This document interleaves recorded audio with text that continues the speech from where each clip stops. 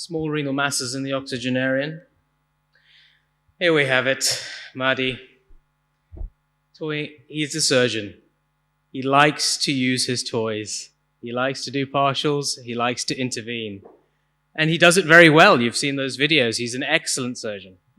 But come on, we've got to be realistic in small renal masses in the octogenarian. We're not dealing with this. We're not dealing with this. We're not even dealing with this, okay? Those are big tumors. We're just dealing with something tiny in someone who's elderly. And yes, we can't predict what's going on, but like I say, it all depends around these three characteristics. And patient characteristics are important. A lot of octogenarians have medical comorbidities. Diabetes, CKD, hypertension is not uncommon. They may have surgical history. May or may not have symptoms of other disease. And there's a serious risk of impact of risk of intervention in these people. This is a paper looking at the survival of age of 80 in countries such as the United States, Sweden, France, England, and Japan. And the average life expectancy in the US of someone over 80 is 9 years if you're a woman, and 7 years if you're a man. So we're getting to 89 or 87, and that's on average. These are the other countries around the world. So life expectancy is you're looking a few years over the age of 80 anyway in the first place, and that depends on where you live. When we look at the tumors, though, we've got to decide exactly what are the characteristics, how many, location, anatomy, and you've seen some excellent nephrometry scoring earlier. And we've got to decide whether this is low-risk disease, grade 1, 2, papillary, chromophobe, because treatment strategies represent over-treatment in these patients. Nephrons can be spared in comorbid patients, but do we need to? What is the real goal of treatment? We are not trying to improve length of life. We're trying to improve quality of life. And small renal masses don't really impact on quality of life. So we need to minimize the symptoms and the effect of intervention. It might be a slightly different story with higher risk disease, T3 disease, G3 or G4. But even then, let's look at the data. So surveillance or observation in elderly, we know that low-grade tumors behave in an indolent fashion. The advantages are that we can determine the natural history. We scan them at an interval. We know if it's grown or not. We scan them at an interval again. Has it grown again? The disadvantage is, of course, that of risk progression, but that risk is pretty small.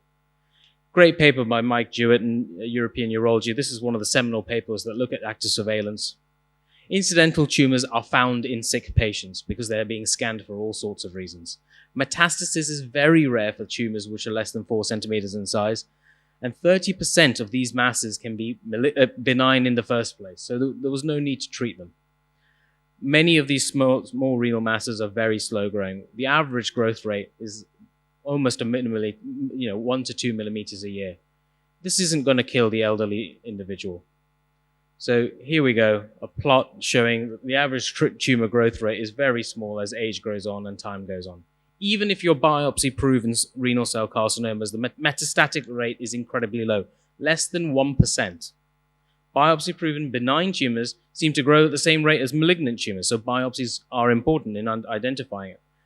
And it's reasonable to manage them with at least active surveillance in the first instance. Even if you're so convinced by Mahdi over there at his next talk, at least in the first instance, we can just see how these tumors behave. And again, more papers, more articles, a systematic review of 880 patients on active surveillance. Only 2% experienced tumor progression into regional or nodal metastasis. And the average growth rate is very small year on year. And these are all the papers that have looked at it and looked at all the time. And you can see that on average, tumors are not growing by more than 1 centimeter over nearly 30 months. That's a huge amount of time. And most of those patients aren't even going to get to 30 months. If you look at the combined data, there you are, about 1 centimeter.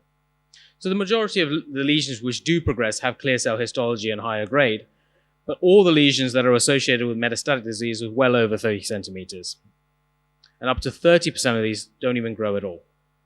So really does depend on what you're looking at. And especially if you're looking at unhealthy patients with a limited life expectancy with multiple comorbidities, it's an unacceptable surgical risk. You can think about a biopsy and risk stratify, but I think even more importantly, bring active surveillance up to the top of your agenda rather than rushing for the robot or your scalpel. And do they really stay on active surveillance? This is not like prostate cancer. In prostate cancer, about up to 30% of people can drop off active surveillance. But actually in renal cancer, the vast majority of people stay on active surveillance. Why? Because you can show them their scan. You can tell them a measurement. You can say, look, this is what it looked like last year. It looks exactly the same this year. People are much more convinced when they see these things. And of course, you can't threaten someone with a poor kidney function. That's not right. And as you get older, you lose kidney function. Your GFR drops. So that has to come into play as well. We can't be playing around with people's GFR, particularly for masses that are not going to threaten it. So small renal masses are splinters, and we don't need to take a big knife at it. Thanks very much.